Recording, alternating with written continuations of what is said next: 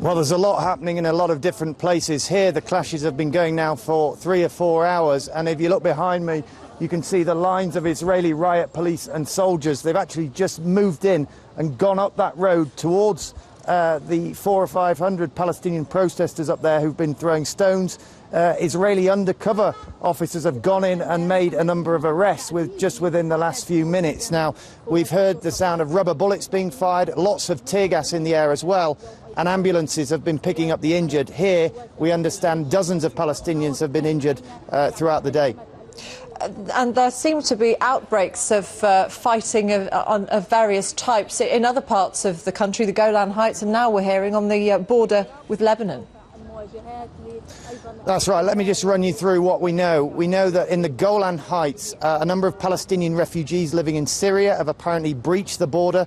There has been conflict there with Israeli soldiers. We have had confirmed one person dead there. That's from medical sources. Possibly 4 people killed, many more injured. And as you say, clashes also on Israel's border with Lebanon, apparently with Palestinian refugees protesting on the Lebanese side who managed to cross into Israel.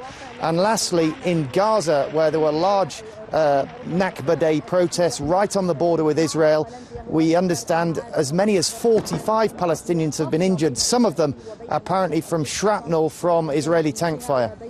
Now, as you say, Palestinians mark Naqba every year. How is this different, though, this time? You're right. Naqba Day, which literally means catastrophe in Arabic, marks the moment where hundreds of thousands of Palestinians lost their homes in 1948 after the creation of the State of Israel. There are protests every year, but it does seem that this year Palestinians have managed to mobilize a lot of people in a lot of different parts of Israel and the West Bank, but also the wider region. And I think what we've got this year is that Palestinians are feeling emboldened and inspired by the uprisings we've seen elsewhere in the region, in Egypt, in Libya, in Tunisia, etc.